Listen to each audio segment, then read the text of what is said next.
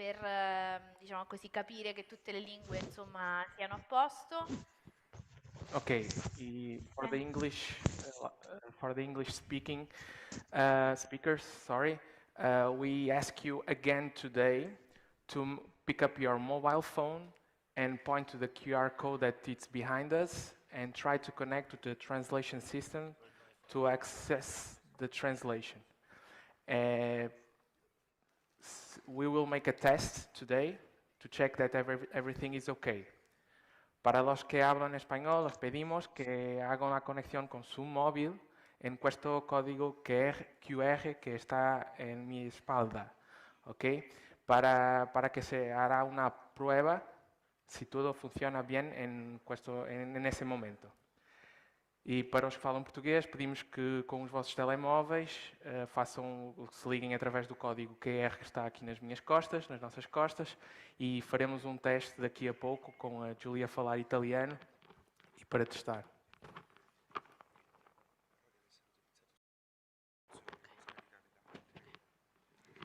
Ok, scusate, piccolo avviso tecnico.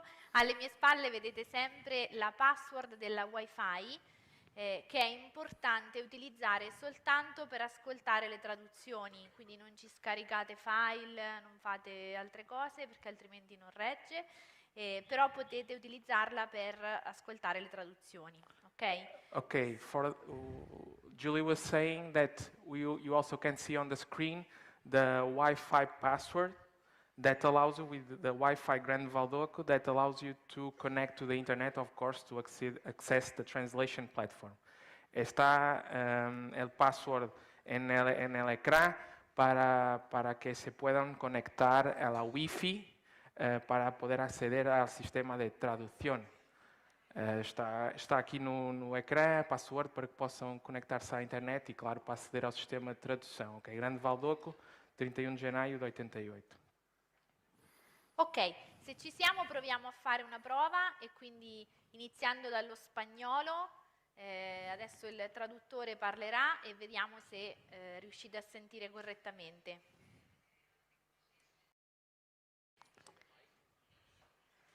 Ok, buongiorno a tutti per lo spagnolo, bene? Dateci un cenno, ok, lo spagnolo c'è. Il portoghese, vediamo se... Portoghese. Buongiorno, se il portoghese si sente. Il portoghese sta molto bene, grazie. Perfetto. Lo fa in diretta Silvio. Ok. Inglese, vediamo se gli inglesi ci sentono. Sì? Okay. No? Ok, English? ci dicono di no, sì? Sì, ok, si sente. Il francese, vediamo se la traduzione francese si riesce a sentire bene. Ok. Se qualcuno ci dà un C'est cenno. bien pour le français? Perfetto. Parfait. Bene, possiamo iniziare? Sì, credo. Ok. Una piccola animazione, ok? E questa è conosciuta di tutta la gente, ok? Con me, che non canto molto bene, ma ok. Aram sam sam, guri guri guri guri, aram sam sam, guri guri guri guri, aram sam sam, aravi, guri guri guri guri, aram sam sam, aravi, guri guri guri guri, aram sam sam. Bene? Ok? Più veloce? Ok. Tutti dovete farlo, eh? Esatto, tutti. Donate a tutti. Aram sam sam, guri guri guri guri, aram sam sam, guri guri guri guri, aram sam sam, aravi, guri guri guri guri, aram sam sam, aravi, guri guri guri guri, aram sam sam. Ok? Più difficile. Aram sam sam, guri guri guri guri, aram sam sam, guri guri guri guri, aram sam sam, aravi, guri guri guri guri, aram sam sam, aravi, guri guri guri guri, aram sam sam. Ok, bene. Bene, un applauso, facciamoci un grandissimo applauso. Ok. Ieri noi abbiamo iniziato questa giornata di spiritualità ascoltando la presentazione della strena dal suo stesso autore, ossia il nostro rettore maggiore. E oggi, per ricordare i momenti più belli della giornata di ieri, ci è stato donato un bellissimo video che adesso guarderemo insieme.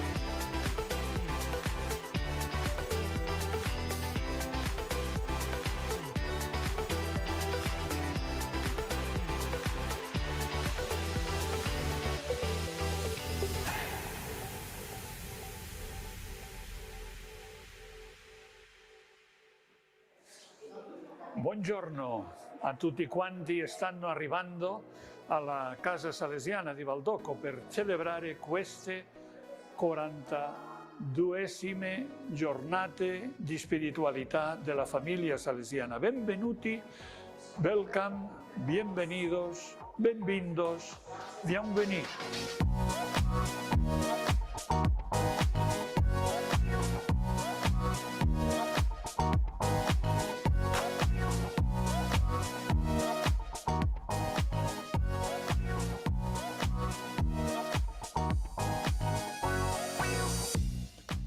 Io sono the USA, New Jersey. We come here for the feast and we have so much amore in our hearts. Io sono Suor Monica Belgarda, sono di Haiti e sono venuta a partecipare alle giornate della famiglia salesiana. È la mia famiglia da tanti anni che amo moltissimo e allora vengo per incontrare gli altri membri e anche arricchirmi di più sulla spiritualità salesiana.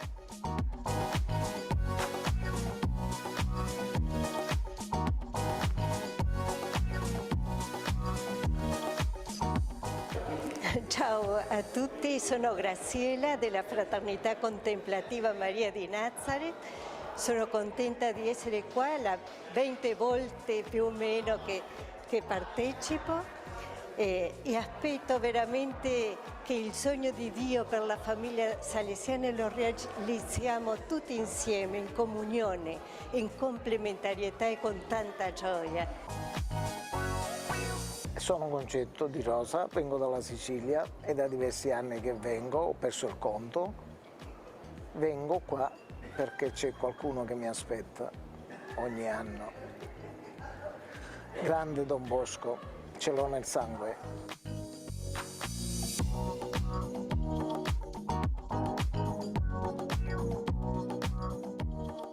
Il sogno di Don Bosco ci fa sognare. In concreto, oggi noi abbiamo un piccolo per importante sogno, che questi giorni siano per tutti noi, per tutti voi, veramente un'esperienza che ci aiuti a scoprire quello che Dio vuole da noi e che possiamo anche aiutare a tanti altri, soprattutto ai giovani più bisognosi, a che possano scoprire il sogno di Dio e portarlo avanti.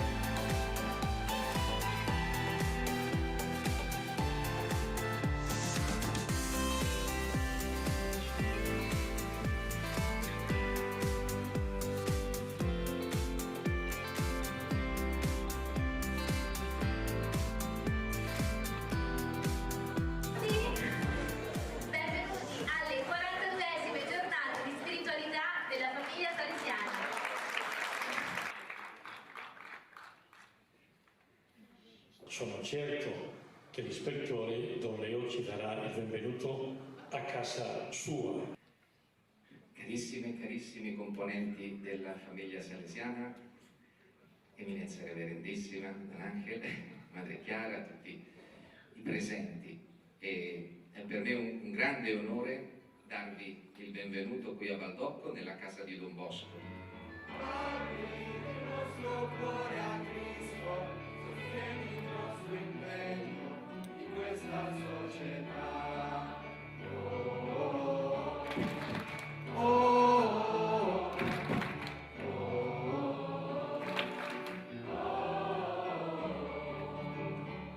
Grazie nuovamente per la vostra partecipazione e per l'entusiasmo che infonderemo gli uni sugli altri. Grazie. Allora, come è nata la strena? È nata così perché non c'era un'altra possibilità. 200 anni, secondo anniversario centenario, del sonno dei 9 anni. Vuol dire il tema era chiarissimo.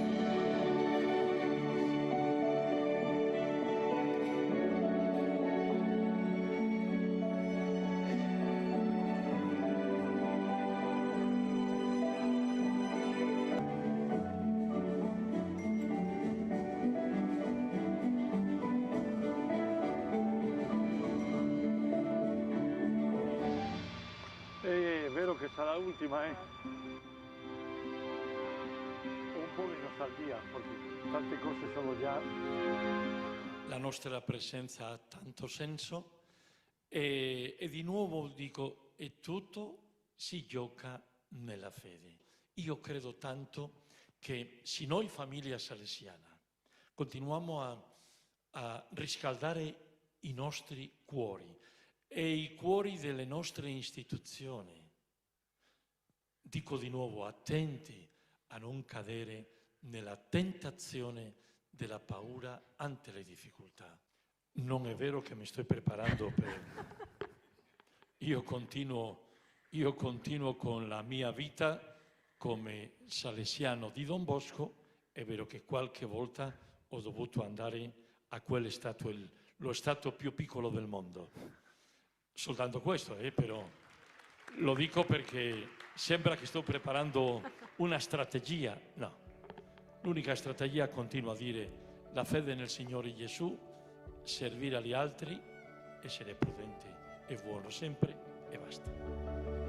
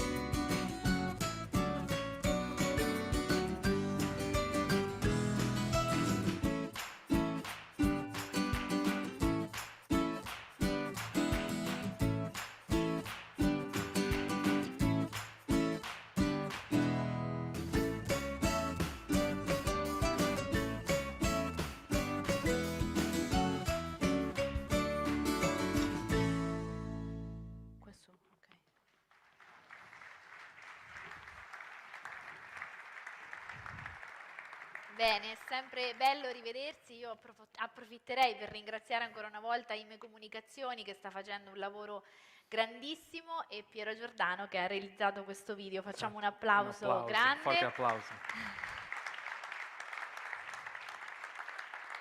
Poi una piccola nota tecnica: ho bisogno che Don Rafael e Blasca salgano qua alla destra del palco e quindi raggiungano la regia per una cosa tecnica. Grazie. Ok. Ieri abbiamo presentato e conosciuto la strenna di quest'anno. Oggi la approfondiremo attraverso una tavola rotonda, ma prima di entrare nel vivo della giornata abbiamo un nuovo video della nostra famiglia salesiana. Proviamo a vedere, Silvio, se il nostro pubblico conosce le risposte a queste domande. Quale gruppo della famiglia salesiana è stato fondato nel 1933? Vediamo, così.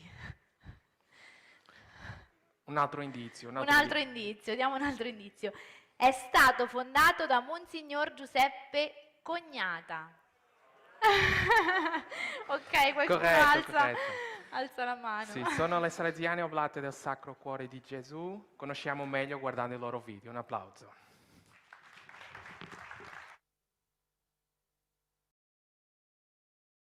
Salesiane Oblate del Sacro Cuore, fondate dal vescovo salesiano Monsignor Giuseppe Cognata, servo di Dio. Grazie all'opera del fondatore, le Salesiane Oblate del Sacro Cuore sono nella Chiesa per testimoniare e diffondere il carisma dell'oblazione. The Oblates of the Sacred Heart. The Salesian Oblates of the Sacred Heart, SOSC, founded by Salesian Bishop Giuseppe Cognata, servant of God. Thanks to the work of our founder, Bishop Cognata, Giuseppe, son of Vitale Cognata and Rosa Montana, was born on October 14, 1885 in Agrigento, Sicily.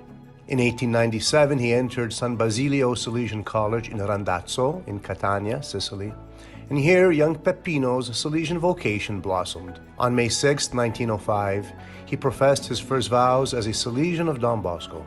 On May 5, 1908, in San Gregorio, Catania, Cognata, as a cleric, had the joy of professing his perpetual vows to Blessed Michael Rua. October 29, 1909, Bishop Giovanni Battista Arista ordained Cognata a priest in Acireale. Between 1909 and 16, Father Cognata carried out his mission in Bronte, Sicily, in Este, Veneto, and in Macerrata, Marche. 1916 to 1918 saw him as a soldier in the First World War, stationed in Palermo, Trapani, and Padua. 1925 to 1928, rector at Randazzo, Catania. 1928 to 1929, rector at Gualdo Tadino, Perugia. From 1929 to 1933, he was rector at the Sacred Heart Basilica in Rome. On March 16, 1933, Pius XI appointed him bishop of the Diocese of Bova in Reggio Calabria. He was ordained a bishop on April 23, 1933, in the Basilica of the Sacred Heart in Rome, at the hands of Cardinal Augustus Hollande. June 10 to 11, 1933, he was installed as bishop in his diocese of Bova. The population of the Bova diocese lived in great misery and lack of education. Many children were abandoned on the streets by their parents, forced to leave home for work, or in search of just their daily bread. There was only one priest for the towns of Aspromonte, isolated, discouraged, struggling with misery, exposed to serious moral dangers. On December 8, 1933, to respond to this need, Bishop Cognata founded the Congregation of the Salesian Oblates of the Sacred Heart in Pellaro, Reggio Calabria. In the mind of the founder, the apostolate of this fledgling institution had to stand out for its humility, generosity, serving under the radar in every modest and small mission. At the service of the most underprivileged and neglected social groups, in places where others found it difficult to operate. The charism of the Institute is oblational. It is born of the Eucharistic sacrifice, and through it is consumed in the light of Christ, freely offered for the glory of the Father and the salvation of humankind. Coniata had meditated deeply the prophetic announcement of Jesus' mission from Isaiah. He was oppressed and he was afflicted, yet he did not open his mouth. Like a lamb that is led to the slaughter, and like a sheep that before its shearers is silent, so he did not open his mouth. Pastoral charity was characterized by collecting the crumbs of the apostolate, as he would say, at the service of the local church, preferably operating in small towns where no other religious institutions were present. Bishop Coniata would tell his spiritual daughters, "Remain small and limited in what you do. Love the fact that you are small. This is how the Lord wants you.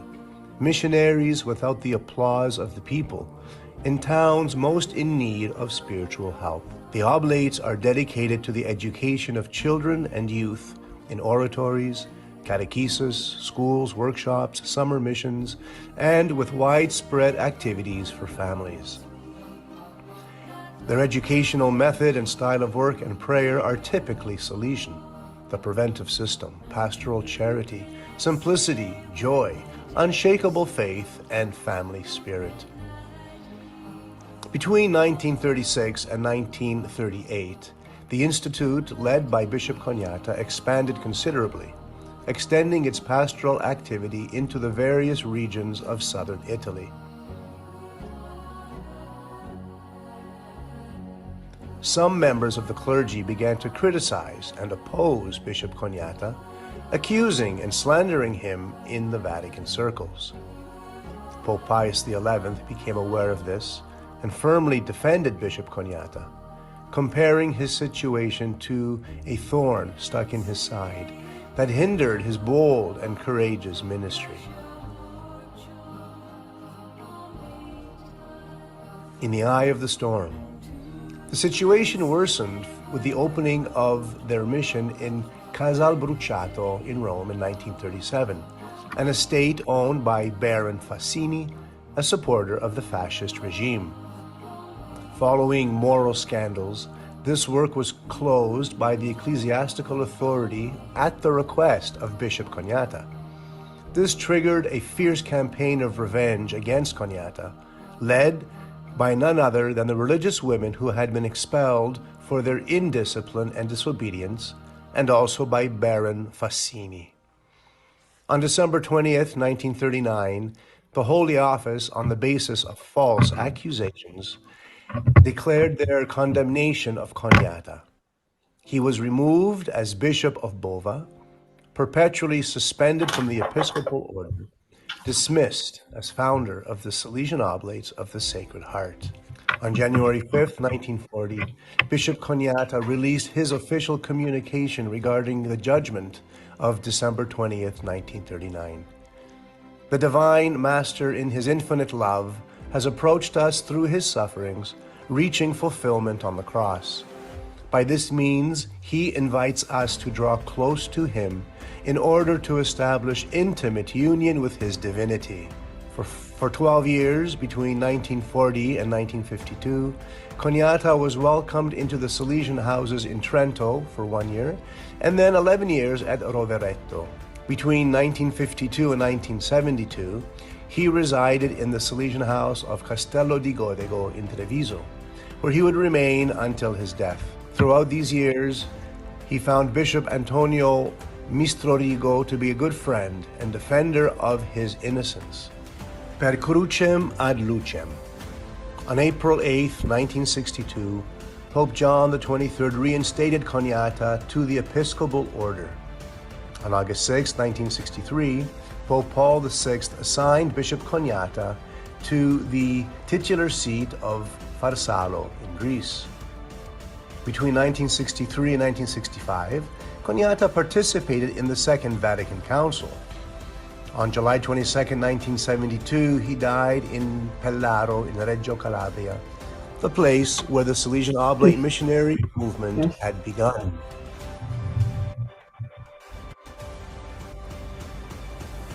On March 23, 1973, his mortal remains were buried in the chapel at the Generalate in Tivoli, Rome.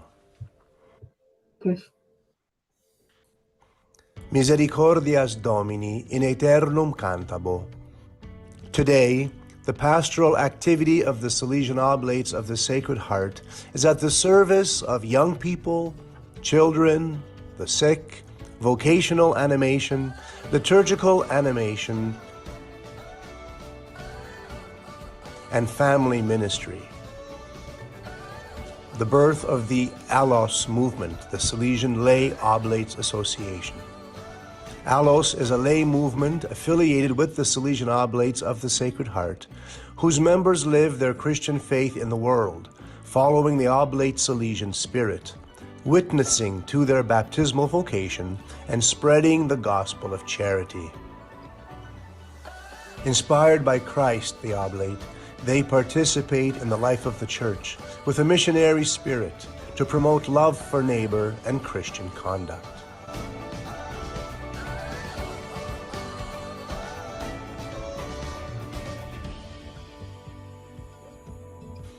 On October 14, 1985, the centenary of the birth of the founder, the Oblate women arrived in Bolivia. On October 14, 2008, the Salesian Oblates of the Salesian Heart also reached Peru. On January 25, 2016, they were called to the service of the Apostolic Nunciature in Malta.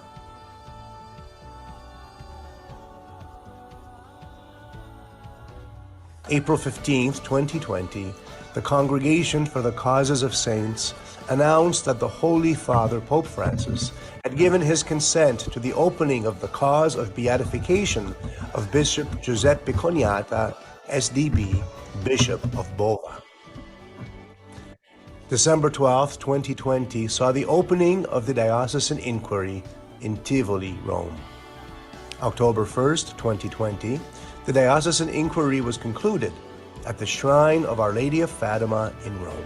A hymn of thanks goes up to the Lord for this first milestone. Our joy will be complete when the Church officially raises Bishop and Founder Cognata to the honors of the altar. We close with this quote from Bishop Giuseppe Cognata. "Be the aroma of Christ," says St. Paul. "You must spread the fragrance of Jesus around you with a desire for perfection and with the practice of the virtues dearest to him, humility and gentleness." Ammetto che le domande me le hanno suggerite, però credo che queste giornate siano un'ottima occasione per conoscere sempre meglio la nostra famiglia. Ora siamo pronti per entrare nel vivo di questa giornata. Come dicevo prima, quest'anno approfondiremo la strenna con la tavola rotonda in cui 4 nostri invitati ci aiuteranno ad approfondire 4 aspetti di questo sogno che ci fa sognare. Hai detto bene, Giulia, ma a guidare questo momento non saremo noi. Invitiamo quindi sul palco il moderatore di questa tavola rotonda. Accogliamo con un forte applauso Tullio Luca. Testing. Che viene là?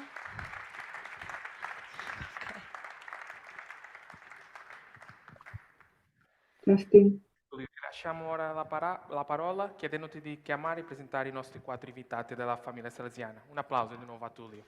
Grazie a tutti, buongiorno, sono molto felice di essere qui e chiamo subito i nostri invitati che ci introdurranno nella riflessione sulla strenna e quindi chiamo Don Bruno Ferrero, un grande applauso, grazie, eccolo.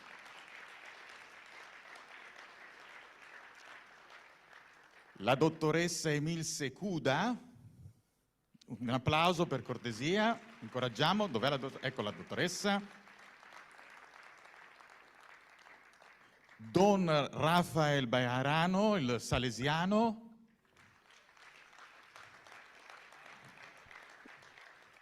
E la signora Blasca Mercac. Un grande applauso perché ci accompagneranno per tutta la mattinata nella riflessione con la strenna. Ecco, meno male, sono arrivate le sedie, ero un po' preoccupato. Eccoci qua. Mettetevi come ritenete. Perfetto. Allora, adesso ancora un saluto a voi che siete a Valdocco e a tutti coloro che sono collegati con i mezzi di comunicazione sociale. Come famiglia salesiana, ci è stato già detto, ci fermiamo dopo aver ascoltato il Rettor Maggiore ieri, che ci ha introdotto sulla Strenna, e ci fermiamo per riflettere tutti insieme sul sogno. Cercheremo di riflettere con la testa, ma anche col cuore, su come il sogno sia fondante nella nostra vita comunitaria di famiglia salesiana e personale. Ma infatti il sogno è stato fondante per Don Bosco, che addirittura ci ha messo 50 anni per trovare la forza, per metterlo a terra, tanto il sogno fosse stato sconvolgente per lui. E quindi possiamo immaginare quante chiavi di letture possa avere questo sogno per tutti noi. In questo confronto ci accompagneranno questi veramente bravi ospiti, che facciamo subito un applauso, no? Per incoraggiarli.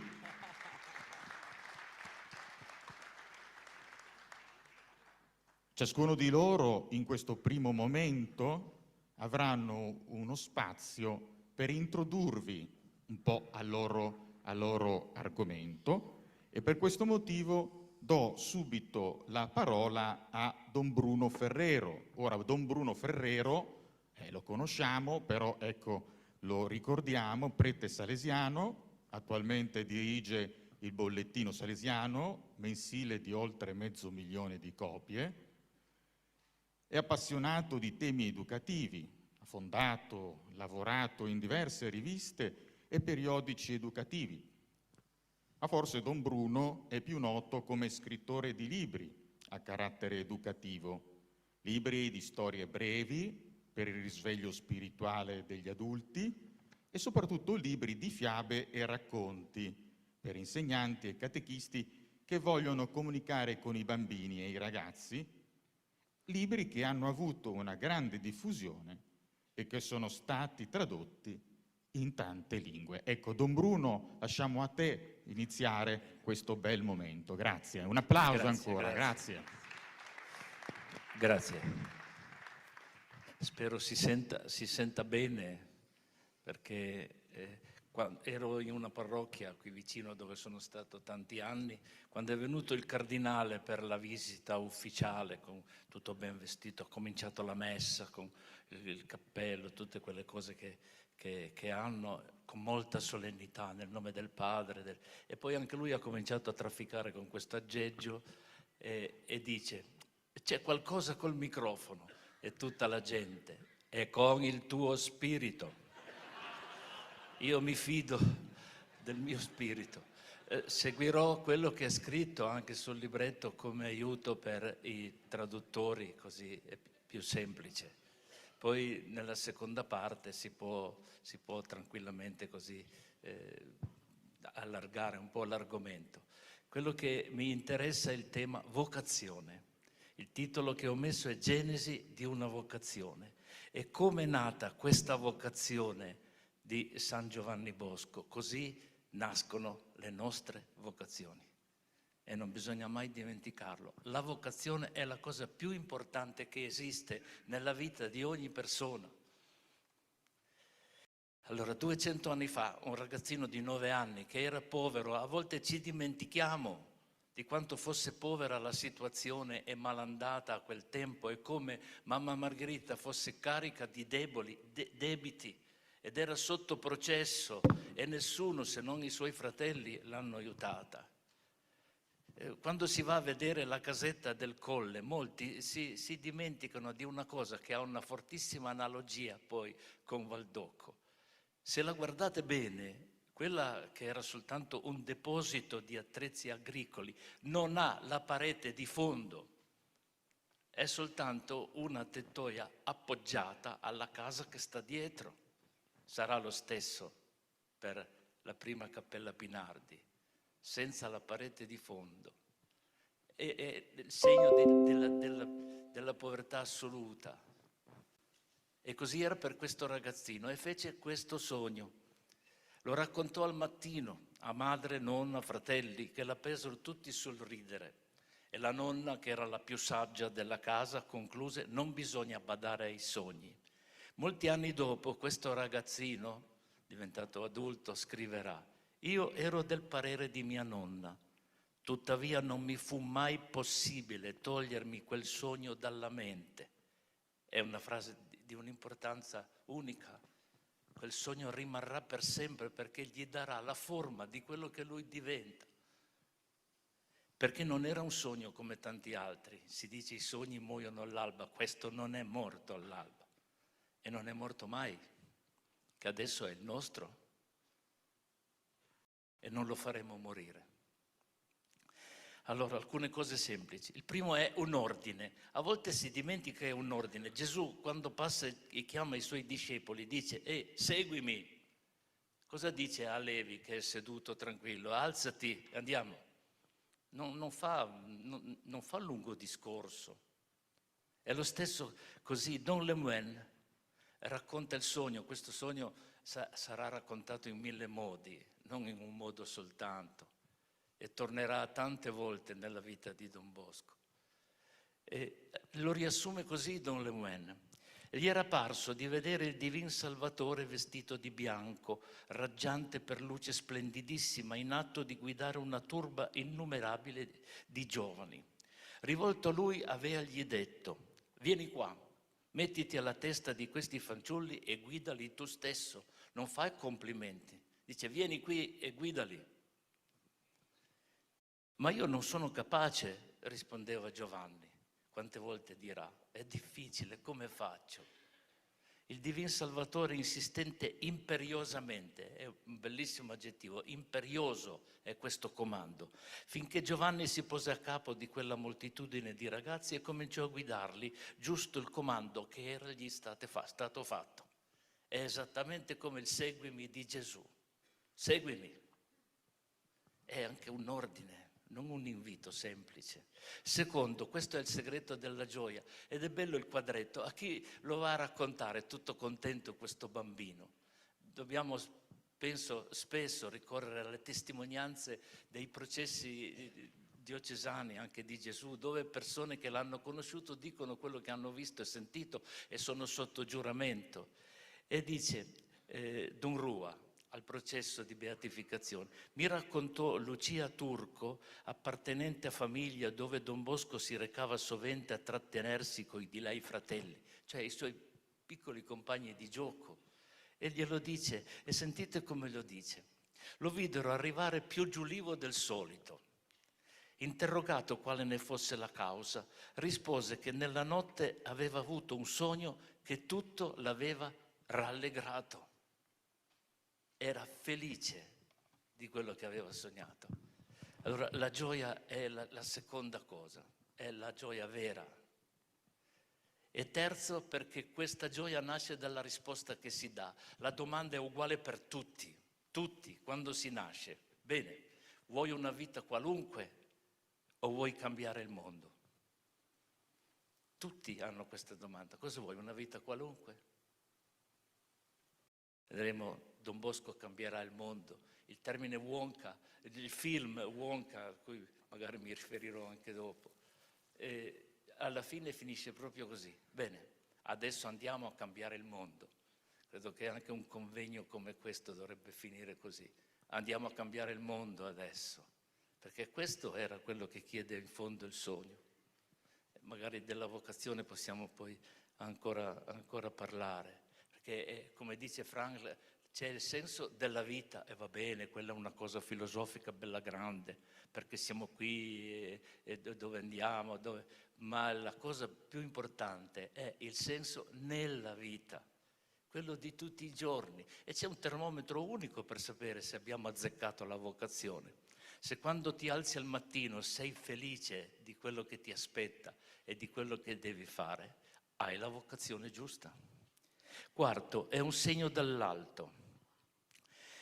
Quando Don Bosco deve fare il documento in seminario per scrivere le ragioni della sua vocazione, ha una frase molto molto bella. Dice: il sogno di Morialdo mi stava sempre impresso. anzi era altre volte rinnovato in modo assai più chiaro.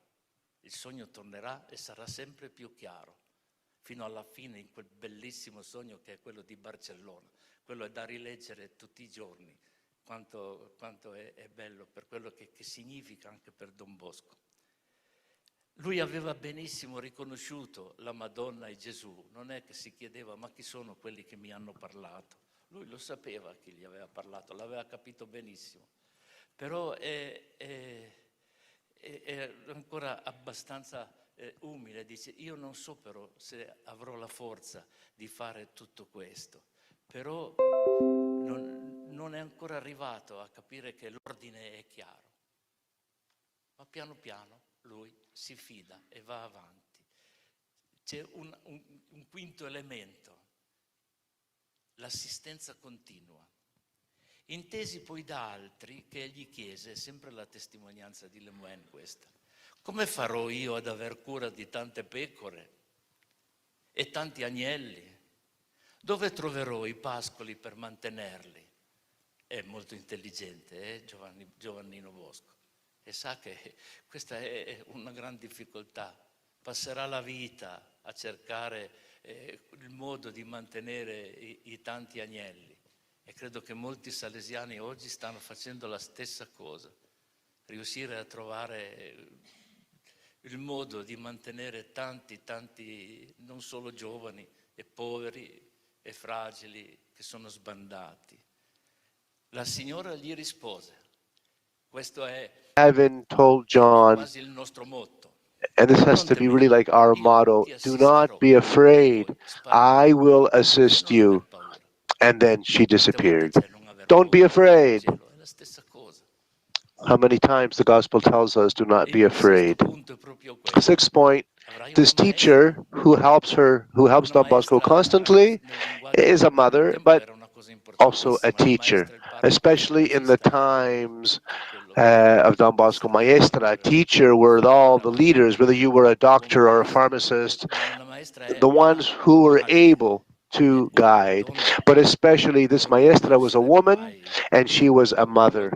And so the mystery and the miracle of motherhood and womanhood can never be exhausted.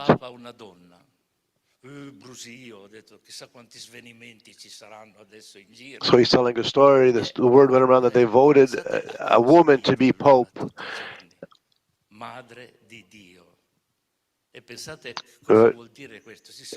Imagine what it means to refer to the Mother of God. When the council declared Mary the Mother of God, that God had a mother, we're going back to the 4th century. Well, this meaning of Mary as mother, as Mary as teacher and guide of Don Bosco is precisely in her power as Mother of God. And she reveals to Don Bosco not just the mission, but also a method, never with violence, but with kindness and gentleness, tenderness, just like a mother shows her children. And so this is why the motherhood and the role of Mary as mother and guide is so important. And we need so much to learn how to be motherly, even as men, to be tender, to be caregivers. We are stuck in the desert as regards to our sentiments for young people. So much confusion. This mother who was a guide gave Don Bosco his mission. She says to him in the dream, and they're so simple, but they could be deep in so many ways, be humble, make yourself robust, humble, and strong if you're going to fulfill this message. Who is this mission destined to? Well, she makes it clear. These were the children in the dream turned into animals. They were wild animals, and these are Don Bosco's boys. So the mission is revealed to him. The maestra, the teacher, shows John his mission. Here is your field where you must work. Continued the lady, make yourself humble, strong, robust. And so go into the peripheries, go to where people are underserviced. And so within this vision, those to whom Don Bosco was sent are the most in need. As I looked around, says Don Bosco in the dream, I realized that those children had all fled, and in their place I saw a multitude of kids, dogs, cats, bears, and several under animals. The 10th point here, this is a major opus, a major work in his life. How many times the dreams come to Don Bosco when he is overcome by fatigue because of his dream. In the second dream he has in 1844, that reinforces the first one. He calls it the appendix of that first dream. John says this, overcome by fatigue, I wanted to sit down next to the road where she was leading me, but the shepherdess, Mary, invited me to continue on my way. After we walked a bit further, I found myself in a vast courtyard with a porch around it, and at the end of which was a church. Then I realized that 4/5 of those animals had become lambs, and there were more and more of these lambs. At that moment, several shepherds arrived to watch over them, but they only stayed for a short while and then left. And then something happened. It was amazing. Many lambs became young shepherds who grew up and took care of the others. Parentheses, those young lambs who became shepherds are Michael Rua and Caliero and the rest, the first generation of Salesians. Back to Don Bosco, he says, I wanted to leave in the dream, but the shepherdess invited me to look to the south. Look again, she told me, and I did. And as I looked south, I saw a beautiful, tall church. Imagine in the poverty where Don Bosco was living, the poor hovels that he was visiting to do ministry, his own experience sleeping under a staircase when he worked in Chieri. And then in this dream, Mary reveals to him this magnificent church, tall and beautiful. And Don Bosco says, I entered the church and I saw a huge banner on which was written, Ic domus mea, inde gloria mea. This is my house, and from here my glory will go forth. The dream pulls him out of the abyss of poverty into the grandeur of God's presence, concretely present in his midst to share with others. And so that's why when we enter the Basilica today, here in Valdocco, we are entering Don Bosco's dream. The last point, Don Bosco's testament. Pope Pius IX demands that Don Bosco writes the dream down in posterity for his spiritual sons. How does John begin his memoirs? He says, what good can these memoirs possibly serve? They will serve as a guide to overcome future difficulties by offering lessons from the past. These memoirs will serve to make known how God himself has guided everything at all time. It will serve my children as a pleasant diversion when they read about their father's antics. And they will read them with much more desire when called by God to give an account for my actions, and I will no longer be with them. But essentially, the memoirs are for us to remember that the Salesian mission was given by God, a mission through which God and Mary guided Don Bosco the whole time. And that's the point we have to never lose sight of. Questo Chiapale intonava sempre il canto e poi Don Bosco andava avanti e le memorie biografiche descrivono come cantava a voce spiegata. Quando potranno leggere le cose cui prese parte il loro padre. Imagine Don Bosco as a founder writing the memoirs, obeying the Pope, writing down these stories. For this purpose, when my sons read about my antics, their father's antics, and they will read them much more willingly after I have gone to heaven and I am no longer with them. And so this is really at the basis of the first version of our constitutions, that we live in an act of faith with a deep sense of gratitude. This is how our constitutions begin, with a sense of humble gratitude. We believe that the Society of St. Francis de Sales came into being not by human design alone, but by the initiative of God. And that initiative of God was revealed the first time in the dream of 9 years. Thank you, Father Bruno. Grazie Don Bruno, grazie. E adesso passiamo la parola alla dottoressa Denise Cuda, laica, viene dall'Argentina ed è attualmente il life in segretario abundance della for our Pontificia young people. Commissione per l'America Latina presso la Santa Sede. È inoltre membro ordinario della Pontificia Accademia delle Scienze Sociali e della Pontificia Accademia Pro Vita, consigliere CELAM, professore alla Loyola University di Chicago. È stata poi docente e ricercatrice presso diverse università. She is a university professor and a researcher, led a study group dopo la Laudato Si, presso la as a follow-up to the encyclical Laudato Si. She works for the International Catholic Commission for Immigration, Etica teologica cattolica nella Chiesa mondiale. Ha pubblicato diversi libri. working at the Vatican level, at the world level, as a lecturer, as a researcher. Il sogno di Dio per la vita in abbondanza. Her theme, God's dreams, life in abundance for our young people. Grazie mille. Io parlerò italiano. Thank you. Male, I will speak in Italian. Perché sono dal fine del mondo, come dice il Papa Francesco. Even though I'm from the end of the world, I'm from Argentina, but I will speak Italian. It's a pleasure for me to be here with you today. Thank you for this possibility. Mi piacerebbe mettere in rapporto il sogno. I will develop my presentation in 3 sections, and I will do this intermeshing the dream with the Pope Francis's social teachings. Pope Francis has given us many opportunities through his writings, telling us that we must organize hope. We must organize hope.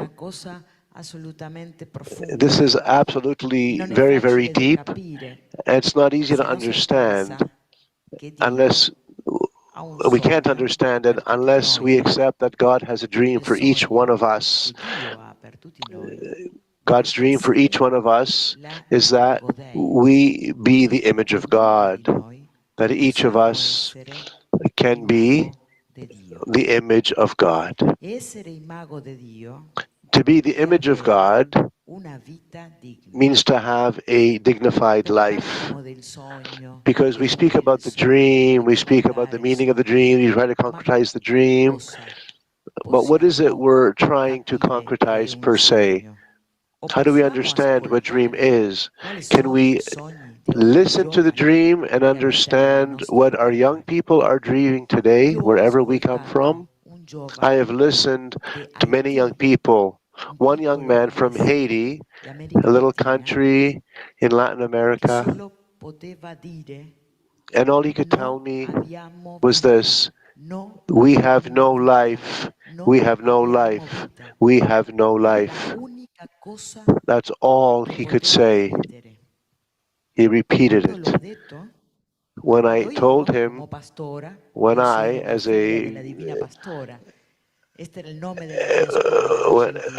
I'm a daughter of the Good Shepherd. I'm a past pupil of that institute in Argentina. And so the sisters of that school taught me and taught us that we have to try to be shepherdesses now of the young. And now I try to do that as a member of the Pontifical Institute for Central America. And so we're trying to put young people in dialogue with Pope Francis. I had begun a process that strove to create bridges for a dialogue between Pope Francis and young people, university students on various continents. First, with universities in America Latina, and then Asia, and then the South, and finally, we will be entering our network with universities in Europe starting in October next year. But in our work in Latin America, there was this young boy I spoke about from Haiti who could say only this: we have no life, we have no life. He had no power even to dream. And yet God's dream is that everyone, even the young in Haiti, have a dream. As Pope Francis says, like he told the young people in Lisbon this summer, all of us, every one of us, has to have a dream. And we can make that dream concrete. La dignità. What's the dream? Dignity. Our dream is dignity. To have life is to have dignity, not a life that is deprived of dignity. We're not just an animal. We're not a pet. Having dignity is not, having a dream is not just to have enough to eat, but it's to have a dignified life. This is how we become the image of God. And so this is a central theme that Pope Francis has in his heart when he tells us that we must organize hope to give a dream to our young people. We have to organize their dreams, which means to organize hope. Because hope, like we all know so well, is a virtue, a theological virtue. In the theological virtues, it's a supernatural gift that has the possibility of moving our hearts, moving us to become more like the God in whose image we are made. But today, in the world, this is a question that we must chew on in these days. Today, in the world, who is it that organizes the hope of our young people? Are we sure that we're doing that? Is the school doing that? Is university doing that? Are we sure that we are listening deeply to what the young people are telling us? Are we working to help them organize their hopefulness? Or is there another voice between technology and the virtual reality and consumerism that is taking hold of their hearts and conditioning their dream and directing it elsewhere than to the image of God? Dreams cannot exist in a culture of individualism. Our dreams draw us into community. And so, to talk about dreams today is not something romantic. E querida Masogna non parla come un politico di quattro necessità.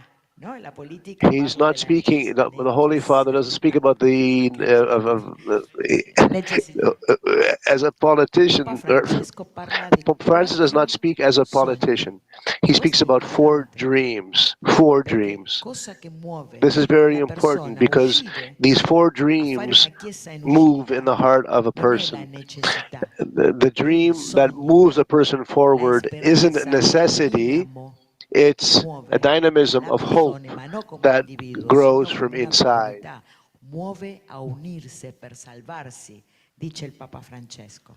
Per questo nostri giovani alla periferia. Pope Francis say that our dreams move us towards others, whether it's in South America or Africa or Latin America. It's the cry of the poor of the earth that don't have a life, that are deprived of hope. How can we understand that this cry of hope that is theirs needs to be organized to deepen that hope? We can't orient them towards a false fulfillment of that hope. The false answers to hope is ideology. Theology, rather, is very different. Theology gives hope in the dream of God. Ideologies take that dream away. And so in his Amazonia talks, he talks about the dream cultural, social, ecological. And so he's calling us to be prophetic, someone who decries and names injustice for what it is, and a prophet who announces a way forward, a way in a spirit of communitarian involvement. And so I would invite you then to wind up my talk here. Come si dice, facendo una relazione tra il sogno di Don Bosco. I invite you to make a comparison, an integration between how the Holy Father is speaking about hope and dreams, and interface that with Don Bosco's dream. Interweave Don Bosco's dream with the Holy Father's magisterium for social justice, that we might respond today in the light of Don Bosco's dream to the needs that the Holy Father are drawn to our attention. Who today can organize the dreams of young people? Don Bosco's dream can be an inspiration for us to do that. Grazie Emilse per questi primi spunti del tuo intervento, questa idea Thank you, dell'organizzare la Dr. speranza Kuda, per I giovani for this first contribution, helping us to organize the dreams as a solution family. And so we turn our attention now to our third speaker, to Father Rafael Bejarano. Caloroso benvenuto con un applauso. Così almeno ci teniamo anche un po' attivi, se no sono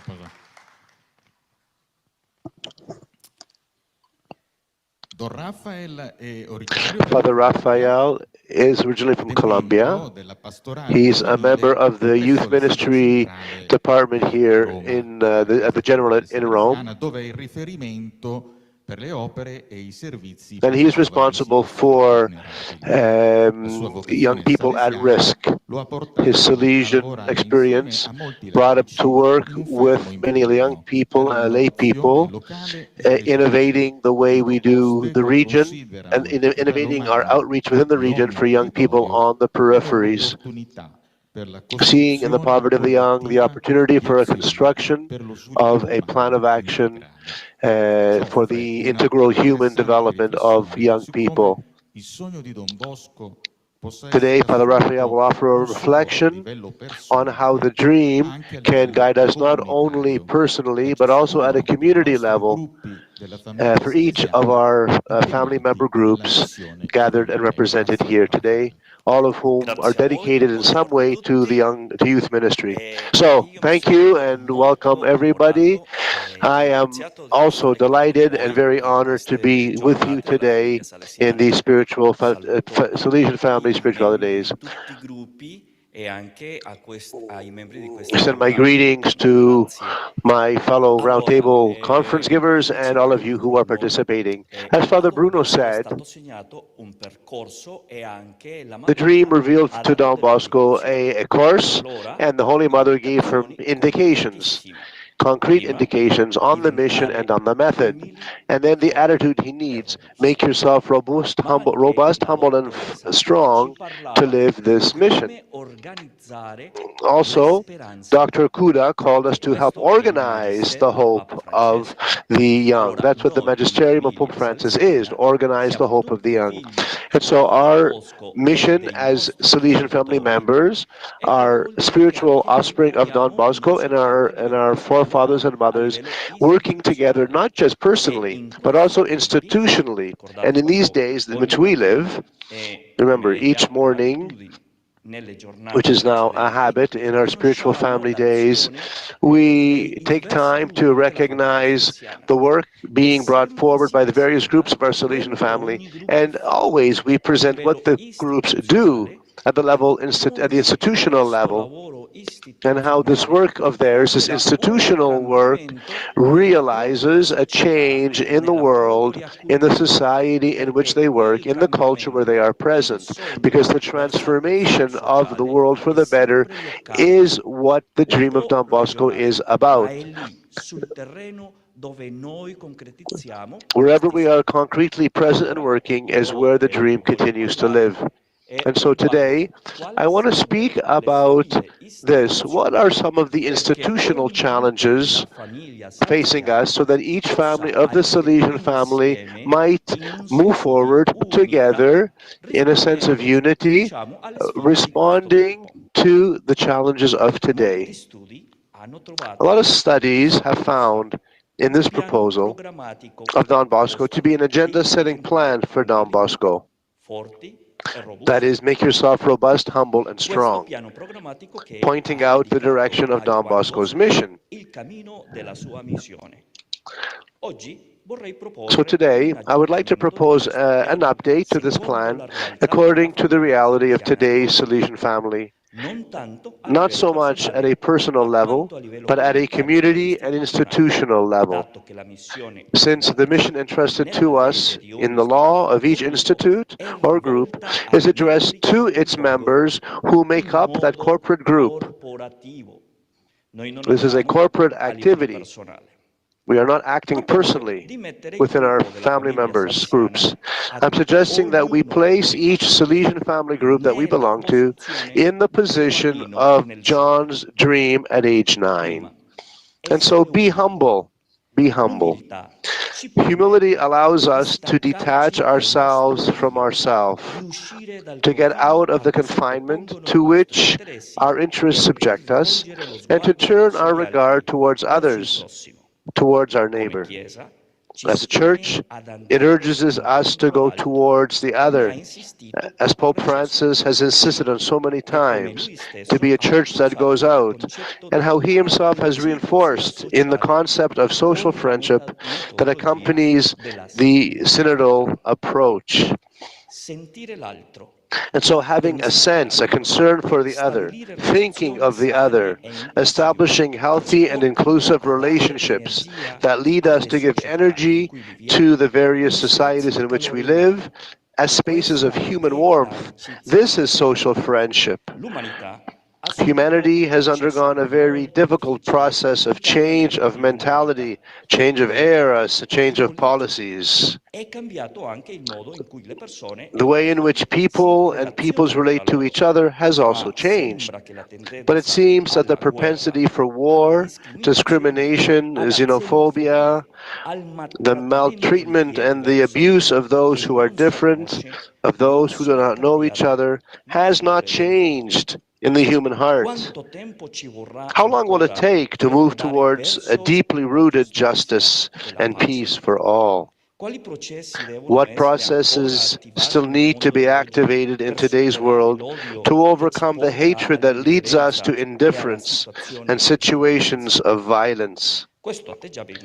This attitude indicates that as a Salesian family, we have the opportunity to evaluate the actions we are taking in our efforts to evangelize, and an opportunity to engage in a proper interpretation of the context in which we find ourselves, where we as a Salesian family is putting our focus and our energy, also our resources, because they are limited.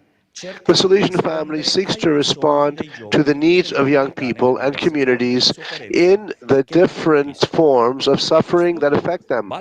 For this reason, it is worth opening a dialogue between the language of setting links to the Church's social doctrine and the proposals and discourses with which civil society seeks to interpret and respond to the problems of marginalization. The expression social friendship manages to reduce the gap between these two worlds, the world of faith and the secular world, which seems to have no common ground. Talking about social friendship in Salesian terms leads us to consider first the people we meet every day in the personal face-to-face encounter with an elderly person, man or woman from our neighborhood, or with a young man or woman whose attitude towards life seems indifferent to us, but whose eyes reflect a deep need for accompaniment, or when we observe some difficult contexts in which many children may make their way in life. There we discover the sacred space made of real people, which give us the inspiration to accompany these real people in strengthening their personality. And we do so not only as individuals, but as institutions that offer an interdisciplinary perspective that comes from the gospel. And so this is the heart of being humble, coming out of our comfort to be present to others who are in need, helping young people develop in a supportive environment. Point number 2, be humble, be strong. Be strong. What does it mean for us as a Salesian family to become strong as an institution? Like Don Bosco, we too, as a Salesian family, are experiencing rather turbulent times in the history of humanity. It's necessary to strengthen who we are as an institution by virtue of the responsibility that God entrusts to us to defend the dignity of the most vulnerable. We must rid ourselves of the rifts that weaken us and jeopardize our credibility and our ability to negotiate with those who dominate the public sphere. The powers of personalism, genericism, activism, disintegration, and improvisation. We need to free ourselves from these forces that pull us apart. What does personalism mean? The desire not to work in our projects, not believing in the common project, but to want to do my own thing, the Lone Ranger syndrome. I'm the one who know best. I'm the one you refer to. I'm the one that will make this happen. Personalism is a trap. We must also avoid the trap of genericism. What does that mean? Considering that any proposal is valid, everything is good for evangelization. Not true. When we think we don't need a process, when we don't need a plan that unites us as a community, that's a trap. We have to avoid also the trap of activism. What does that mean? Do, without reflection, without thinking, without planning, from a theological perspective, from an institutional perspective. Why are we doing this? And where is this going? And what good are we achieving? And what need are we addressing? Another trap is disintegration. This is a very dangerous trap. What does it mean? Well, it's the trap of the ego in our communities, within our structures, within our institutions. We see religious members, we see consecrated members, committed lay people who perforce have to work in little groups, but not in a team. And so we separate the work. And so let's separate the project. You do this, I'll do that. And let's just work in our little playground, in our little courtyard. What happens? A monster grows, a Frankenstein, a bunch of pieces patched together that creates an ugly whole. A monster with many parts that doesn't generate life, but destruction. Disintegration is a problem because it leads to destruction of our institutes. Finally, we have to avoid the trap of improvisation. What does that mean? Not working in a concerted way together, doing it off the cuff. Okay, and so let's avoid these risks, and that's how we will be strong. Let's move to be robust or be rogetic. A robust and energetic approach to the Salesian family as an institution today called for if we consider that changing wolves into sheep requires managing our pastoral wisdom, making our proposals systematic. We manage every day, every aspect of our life, the meals, our interpersonal relationships, and so we need to also manage the knowledge we have. We have to organize our knowledge, organize what we do and why we do it. In different groups within the Salesian family, we are very good, we are very intelligent, but maybe we're not so good at expressing what we know and how we do it. Much of articulation fails because we don't have the capacity to organize and our experience and give order to our educative experiences. And so we need to take care of the people with whom we work. We need to develop a culture of secure environments. Remember that we have this challenge before us. We have to defend as a main dream the dignity of every person. And so we have to have methods and we have to have tools in the church and in our society to guarantee the dignity of every person within our institutions. This trap, if we don't do this, we fall into the trap. We talk about the abuses of abuse, not just sexual abuse, that's one abuse, but that's not the only one.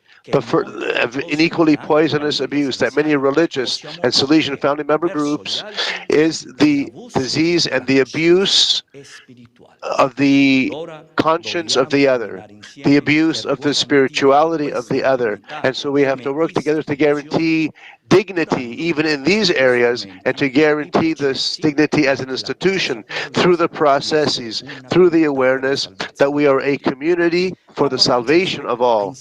Pope Francis has insisted much on synodality, and today the Universal Church is committed to recovering this term in order to remain faithful to communion and that unity to which the Spirit of God calls us. The Salesian family, being an active part of the Church, takes up synodality and configures it to all of its works through educative and pastoral communities, EPCs, according to this identity of communion. This is the great opportunity we have to become and to show ourselves as church that is open towards others. And so we have to create a space where we can all work together and act humbly with energy and become ever more robust to take care of this charism that we have towards those who are most in need, bringing to them, like Don Bosco did, hope and a dream for their own dignity. Rafael, per questo parallelismo. Thank you for drawing these parallels between the robust, humble, and strong of Don Bosco on a personal level to the same need as an institution to become strong, humble, and robust. We move to our fourth speaker, Dr. Blaska Merka. She's from Slovenia. Che ha un cuore salesiano. She has a very Salesian heart and has developed a deep experience as a special educator in the accompaniment of young people directly and as well through organizing programs. She's a Salesian cooperator ever since 2014, even though she was involved in Salesian circles since she was 11 years old, and since 2022 is a member of the World Consulta for Salesian Cooperators. After her studies, she began to work immediately on projects with Salesian Youth Ministry in Slovenia, and in 2019 she's been working with young people with intellectual challenges. She is also part of the formation team for young Salesians in Slovenia. Finally, today she will offer us some reflections on how can we help each one of us, how can we commit ourselves to help young people in accompaniment? How do we help them move from wolves to sheep? What does it mean to accompany young people in their journey of maturation? Per diventare agnello e infine pastore. Grazie Blaska. Primo, mi scusi, io non parlo italiano. Ma c'è la traduzione. So she says, I don't speak Italian. Excuse me. She's going to speak in English, so see you later. Hello, everyone. So, as mentioned, I will share my own experience of Don Bosco Dream, how I transformed personal and also during my work with young people and how I see the work with young people today. I would like to share 5 points, not 2, 5 points, what I recognize that were and are important in my work, in my life. So first is the word change. I'm just going to tell you a little bit about my background that you're going to understand better. I come from a traditional Christian family of 6. We are 4 children. And in my family, we went to the Mass only on Sundays, sometimes on Sundays, and of course at Christmas and Easter. And my parents, even if they didn't encourage us or go with us to the church, they said that we should go to catechesis until the confirmation. And then we are free to go. We don't have to go to the church anymore. At first, I didn't understand this. I was around 10 years when they told us this. And everything changed, this is the word change, when I was 11 years old. One of my friends invited me to summer oratorio that was prepared by sisters. And it was this kind of oratory that we slept there the whole week. This program was 3 weeks. And after the first week, I was so happy to be there.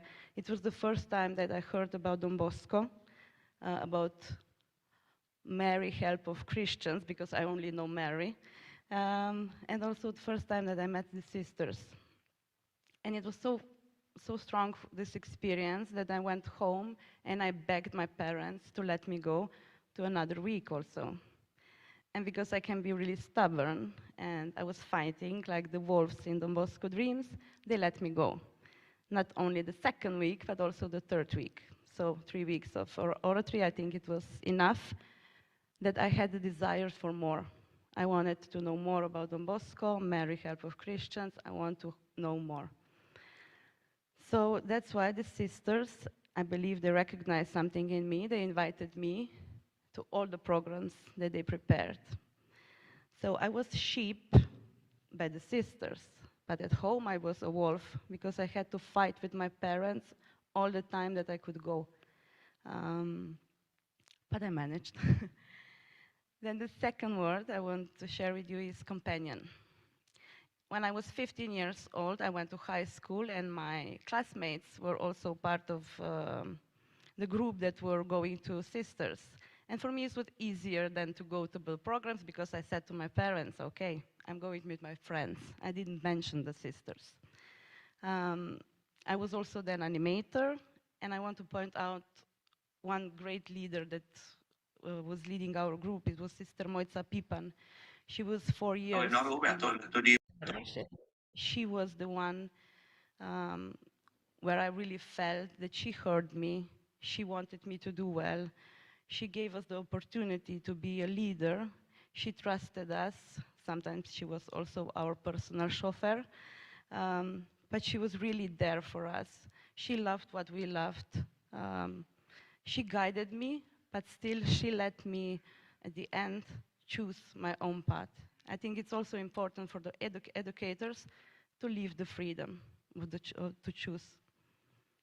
The third part is open your heart and eyes. I know it's a little bit cliché, but it's important to remember all the time of this phrase. After my high school, I went to Ljubljana, to the capital city, to study, and then there I joined the Salesians. And I worked in the youth pastoral as animator first, and after my studies of the special education, I didn't know where to work, so the delegate, Marko Košnik, he invited me to work in the youth office, and I said first, 1 or 2 years, okay. I stayed 8 years in the youth pastoral office, and I worked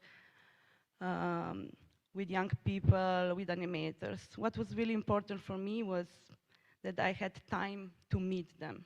Even if I was working in the office, if somebody came, that I put away the computer and everything, that I was there for them.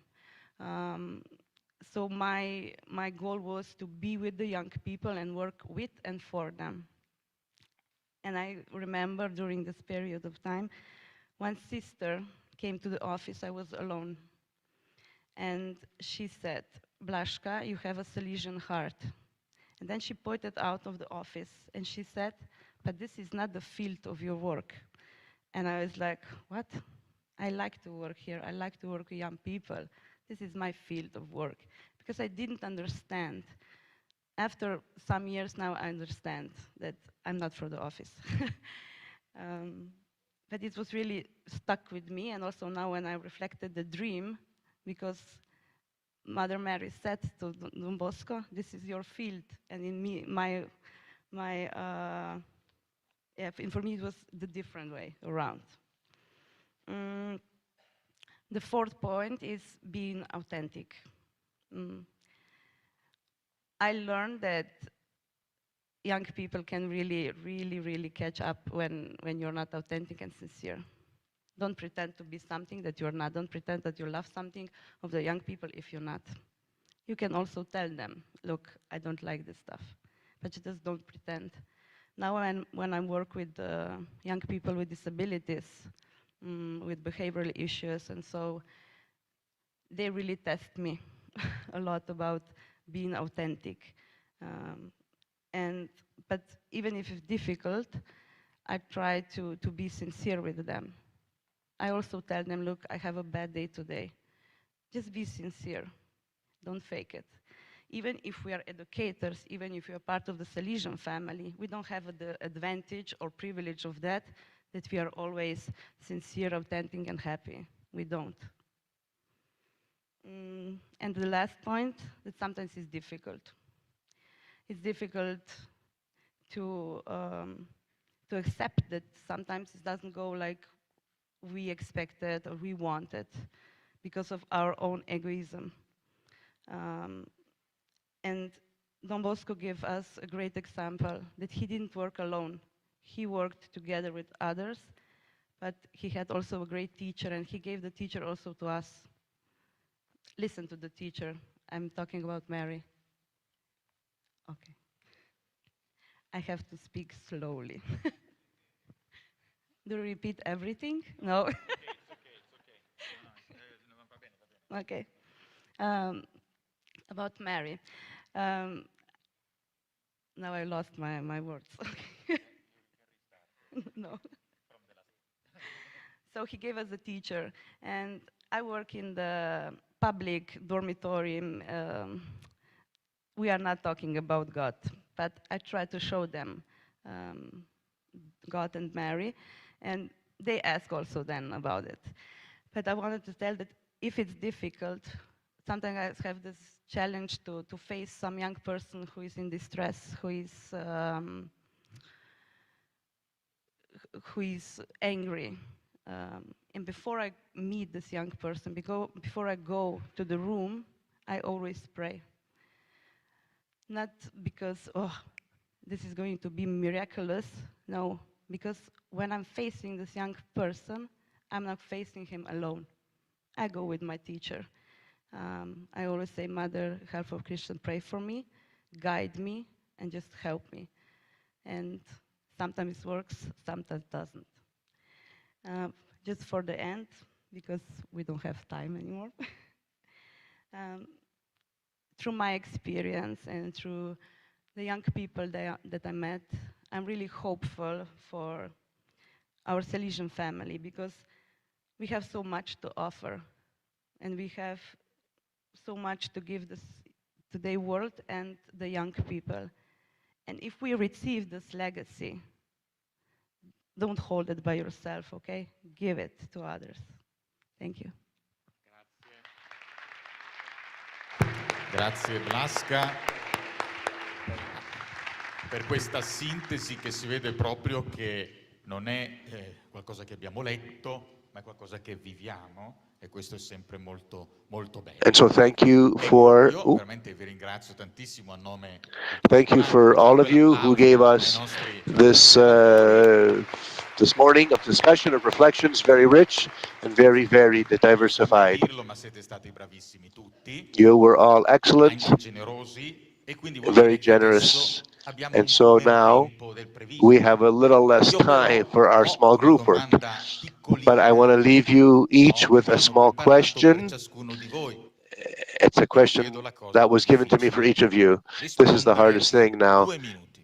But you have 2 minutes only to give your answer. So just keep it simple, go to the heart. And please breathe as you speak. Take it slow. Here's the question.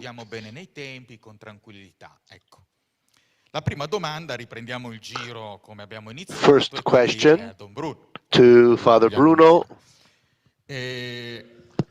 Ovviamente è un domandone, però noi It's a huge question. 2 minuti, quindi quello che si può. La domanda You say what you can in the time limits. Ma alla fine di tutto, at the end of it all, cosa è la vocazione? What is a vocation? Sì. Facciamo un applauso di incoraggiamento. Lo dovrei sapere per forza, perché la vocazione è la cosa più importante di ogni persona. What is the most important vocation? What is a vocation? End of the day, a vocation is the most important thing we have. Quello che sei. It's Una who you cosa are. piccolissima, più breve che si può. A little story. Un bambino che va a scuola passa A davanti a little un boy goes to laboratorio e vede school, un walks in uomo che front lo of fa con dei magneti. a Con le sue workshop, forze and batte he con sees a un man smashing against a rock with his ed è hammer. tutto incuriosito da quello che And the vede. boy, all Quando curious, riprosegue alcune says, settimane dopo, vede every che al posto time della when he pietra passed by c'è a un few weeks later, bellissimo instead leone. of the stone, there was a Allora beautiful chiede a lion. quell'uomo, And Signore, so the boy asked the come artisan, faceva a sapere che c'era Sir, il leone how did you dentro? know that there was a lion inside? Ecco, in ciascuno, in ogni persona Well, c'è. that's an image for vocation. In each one of us, Si there is a prende lo lion, scalpello. and the lion is the Quello che lo fa vocation. venire fuori. The vocation is the sculptor. È The, quello che the ognuno vocation is what sente di draws out of dover us essere. who Non è we are, questione solo what di we feel like vocazione we per need i to fratelli, be. per le suore. Not just a vocation to priesthood or Ogni sisters, persona but ha it's every una person sua who has vocazione a ed è quello che lo vocation, rende felice. and that's what Ed makes è you la cosa che happy. dobbiamo cercare di più, ma What we need to soprattutto search for in quelli life che most fanno of gli all, educatori. È la especially for cosa those who are più importante educators, che devono fare, perché is ognuno to help young people quello che discern their più vocation. lontano dei And every piccoli si child, even scopre the one who seems more far che razza away, di most leone ci può essere inaccessible, dentro. imagine what E gli beast of esempi a ci sono, vocation might abide within that young person's Lui heart. era Vocations are un there. gran And Don scopritore di Bosco was a great vocazioni. sculptor of vocations. Incredibile se leggete alcuni Incredible if we episodi. read all the Alcuni la episodes of his vocazione life. è stata scoperta mettendosi in testa la berretta di Don Bosco, come Don Munio. And so some people came to Dice know che their quando c'era la vocations from even funzione in putting on Don chiesa Bosco's beretta. They knew, they just i knew. ragazzi When there si was a trovavano in function in chiesa, church and all the Don kids were Bosco there in guardava una church, cosa. Don Bosco would look at one C'era thing. ogni tanto una There fiammella was every che si now and then staccava dalle candele dell'altare a little e candle girava per that tutta la pulled chiesa finché apart andava a from the antles, posarsi sulla and testa he di walked qualcuno. around with the candle E and he would quello place it era above the un head of tipo di someone, cure and he would particolari. know that Non that tutto was è there andato was something liscio, particular ma in guai a chi non in that scopre appunto la young heart. vocazione. But Si sentirà veramente the ultimate sempre in mission in life is difficoltà to find nella vita. your own vocation and to live it. Si sposano, Otherwise, you anche will be quelli constantly unsettled, whether you're married, whether you're single, whether scegliere you're il lavoro, consecrated. il If you mestiere, don't understand è and la live cosa più your importante in vocation, assoluto. you will never have peace in your Grazie. heart.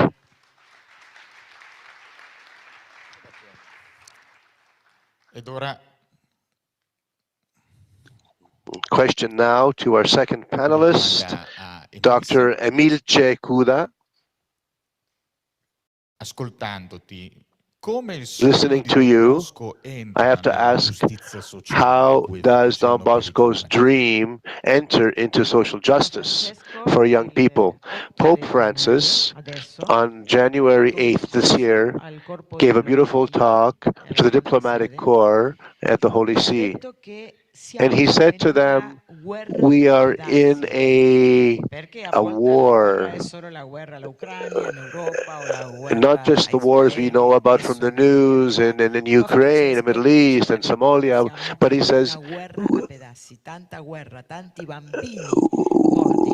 we're some kind of a war, I can't make out the word, but we're in a particular war that targets, in a special way, young people. In the sex trade, in the work trade, in the trafficking of organs, human organs, and the sex travel industry, etc. And so for Pope Francis, the solution has three dimensions: social dialogue, education, and care. The challenge then is, how do we educate for care of those most in need? And so this is a challenge for the Salesian family in relation to young people who is committed to the field of education. How do we educate for care? Care not only of oneself, but the care we need to show the human family. How do we understand the Pope's thinking?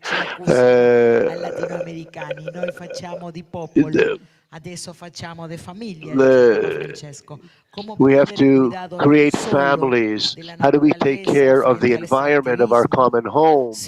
How do we create a sense of care for all people, that all might be freed of exploitation, sex trade, etc.? Don Rafael, Don Rafael. Come la missione giovanile nei gruppi della famiglia salesiana, let's talk about youth ministry within the Salesian family groups.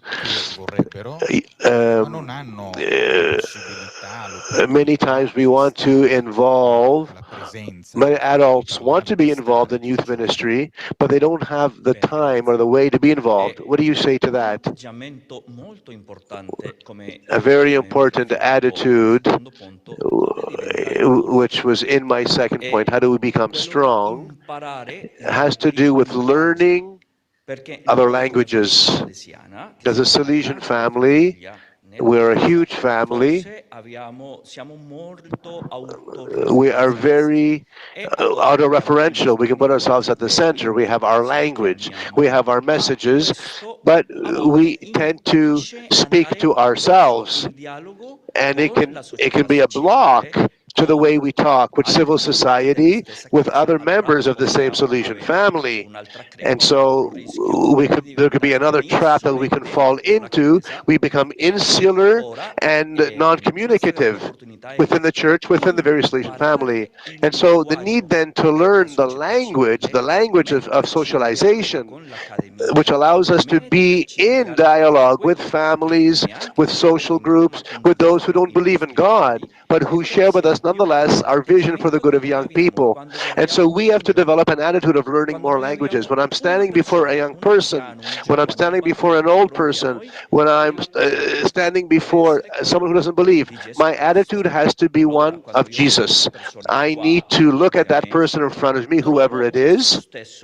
I have to look at Jesus in that person. And that allows me then to be aware of what I need to say to this person, what kind of dignity, what do I need to express to convey to them their dignity? I'm not their savior. I'm not the superior one. I'm no better than them, but I am the one who can convince that person that they have dignity. My manner of being with them, the way I speak, can give them a taste for their own dignity. And so I need to assume the attitude of seeing Jesus in me, in the most difficult person with whom I am asked to interact. Every encounter is an opportunity to speak that language of dignity in civil circles, in non-religious circles, and even among our co-members of our Salesian family. Because human rights are basic rights, and they speak to the dignity of every person. Every person has the equal share of gospel values in them. So our approach to respecting the rights of each person, I see before me a young person, an old person. I look in front of me a person laden with human rights, a person to whom I can only dream to make aware of the rights that they have. I need to promote their awareness of their dignity, and then I have to defend their dignity if it's being violated by other forces. And so this is our way of saying, this is how I find Jesus in that person. And then in that way be able to enter in dialogue in a language that is amenable to any kind of context. Sì, no, facciamo gli applausi, ci mancherebbe, come no? Poi ne facciamo uno collettivo tutti insieme. L'ultima domanda per Blaska, che ci ha regalato tanto dell'esperienza personale, ne hai fatto cenno, però magari se puoi dirci una parola in più sulle difficoltà. Sulle difficoltà che l'educatore incontra nel suo cammino, proprio nella relazione col giovane. A quel punto, se puoi darci qualche suggerimento di come affrontarle. I didn't understand, but he translated me before, so don't worry. Yes, the difficulties. I said already that if we are sad, if we feel defeated, if we are the things that doesn't go as we wanted, as we dreamt, it's good that we accept this. Accept and also share with someone. We are all part of Salesian family. We are all part of some groups. When I had this experience, I turned to my cooperators. I was in a time when I couldn't pray by myself, so I asked them to pray for me, and it was easier. One of Salesian told me, you have to find your joy again. First, look at outside, because we can find joy, or we can find also only a love outside. And then when you find it, go inside and try to find the joy on inside. If we have difficulties when we work with young people, if we are sad or something like that, share with them also this, because they really accept this good. Then they will also see that we as educators, we are not some powerful human beings, but we are just human like them. Grazie, grazie molto. Un applauso a tutti a questo punto. And so now, thank you one and all. Ringraziamo tantissimo i nostri relatori. Credo che ci siamo potuti rendere conto di come non solo entrando in You have all given us a possibility to not only how to enter the Basilica, but how to enter into the dream of Don Bosco in a particular way. And so, we're going to have an occasion now to go deeper. You will be invited to join a small discussion group. Each of these presenters will speak in the language in which they spoke. So if you spoke English, I think the most obvious place for you to go is with Dr. Blaska. The translators will not be part of the next session. So you need to go to a group that speaks in a language that you understand. So final words of thanks to Tullio for moderating the panel and for the 4 speakers who presented. The vocation of each of us is God's dream for us. And so God communicates with us, even through our dreams, which at times can be difficult to interpret right away, but because we have to train our hearts, we have to learn to be humble, robust, and strong.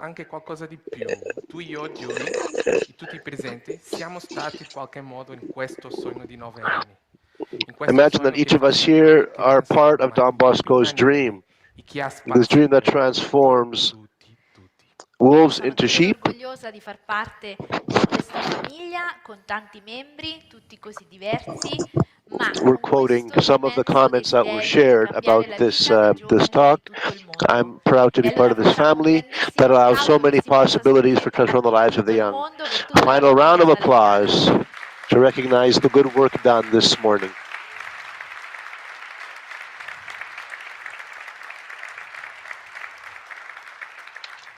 Una famiglia così bella e così grande, e con questo applauso lanciamo un altro video di un altro gruppo. We're going to watch another video now from the Salesian family, which is the past pupils of the Salesian sisters.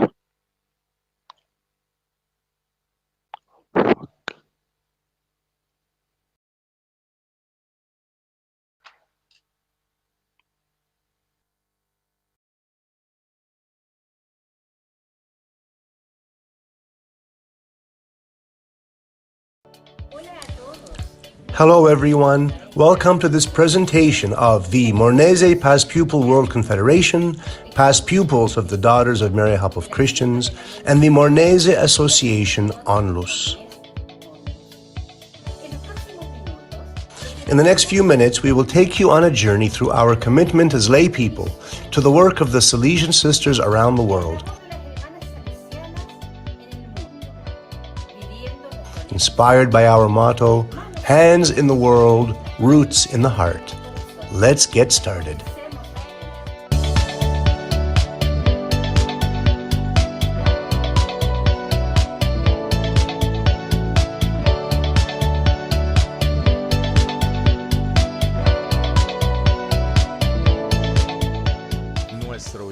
Our journey begins with the Mornese World Confederation of Past Pupils of the Daughter of Maria Help of Christians, founded in 1908 by Father Rinaldi. Our presence extends all over the world, working in deep synergy with the Salesian Sisters. We collaborate with them to build a brighter future for society.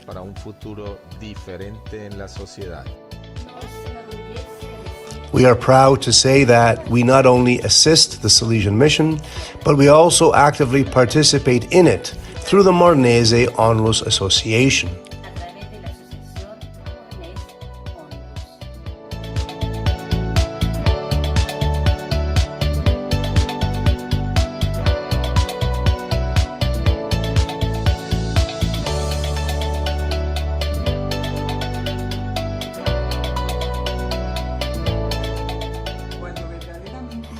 When you truly internalize our motto, hands in the world, roots in the heart, you realize that it is not just a slogan.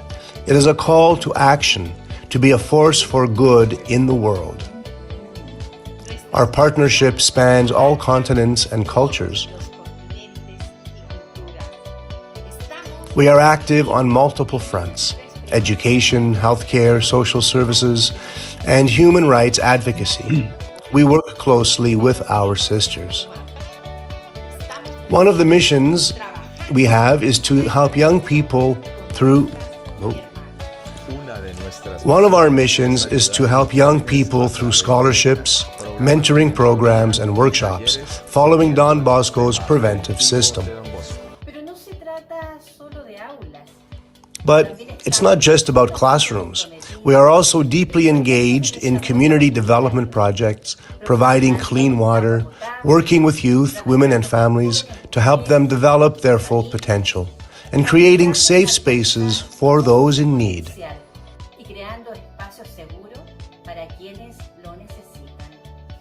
Our associations have no borders. With members scattered throughout the world, we create a powerful network that amplifies the impact of our collective efforts. As we celebrate our successes and important milestones, we also honor the legacy of St. Mary Domenica Mazzarello, whose values guide us every step of the way. It is amazing to see what we can achieve when we work together, guided by our shared conviction in love, service, and compassion. The world needs positive change now more than ever. And through the participation of past pupils, lay past pupils, we are making that change a reality.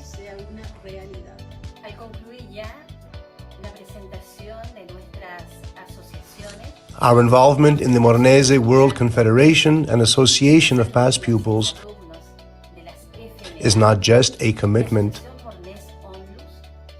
it is a lifestyle.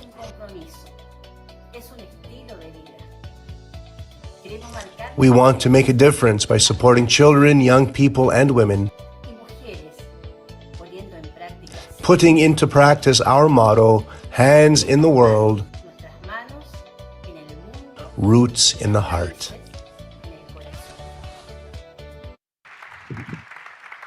Bene, questo applauso lo continuiamo ancora più forte perché siamo salesiani e quindi vogliamo far sentire, no, la spiritualità dell'allegria che ci insegna Don Bosco. Okay, so thank you for this testimony. We're a people of feast, of celebration. There are more than 4,000 people are following this event online. And so good on us for being able to create this experience together for so many people around the world. From Torino, we are reaching the world. Okay, I have to tune out, folks. I'll be back later. Vorremmo fare qualche avviso, attenzione. Sì, allora adesso faremo qualche avviso, quindi lo dirò lentamente in modo che tutti possano comprendere e i traduttori possano spiegare bene. Chiamo intanto Don Manolo qui sul palco perché ci aiuta un po' per i luoghi. Adesso ci sarà un piccolissimo break. Alle 11:30 ci sarà la possibilità di ritrovarci con i relatori della tavola rotonda a seconda delle lingue di appartenenza in vari spazi della casa. e quindi gli italiani e i francesi avranno la possibilità di ascoltare Don Bruno Ferrero qui in teatro, quindi questo è semplice. Don Bruno Ferrero si fermerà in teatro, lingue italiano e francese. Don Rafael invece sarà alla Sala Cocco, adesso Don Manolo ci spiegherà dove si trova, e qui italiano e portoghese. Buongiorno a tutti, per raggiungere la Sala Cocco basta salire al primo piano, quindi uscendo dal teatro si gira leggermente a destra, c'è una porta, una scala, e quando si sale al primo piano si trova lì la Sala Cocco, molto facilmente. Ok, con Emilde invece nella Sala Don Bosco e la lingua è lo spagnolo. Sia la Sala Don Bosco come la Sala Zigliotti, di cui ci parlerà dopo, si trovano nel cortile di Don Bosco di fronte alla Basilica. Quando siamo accanto alla statua di Don Bosco, Basilica a destra, le sale con nomi di rettori maggiori a sinistra.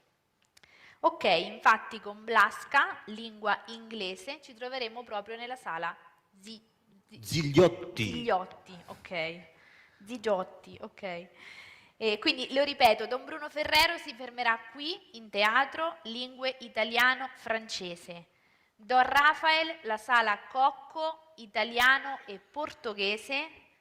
Emilde, Sala Don Bosco, lingua spagnolo. Blasca, Sala Zigiotti, lingua inglese. Ok? Grazie. Grazie Don Manolo. Prego, molto gentile. Grazie. Un applauso. Il secondo avviso, attenzione, dopo il pranzo sono previste visite ai luoghi salesiani. Per aiutarvi con le indicazioni per questo momento chiamiamo a Don Michael. Don Michael? Una curiosità, Don Michael è anche uno dei nostri traduttori che stanno facendo un lavoro molto impegnativo. Facciamo un applauso a loro per farci vivere meglio. Per tutti i traduttori. Grazie. Tutti i traditori. Bene. Esatto. In breve, dunque per queste visite, e poi faremo nelle varie lingue, no? Esatto.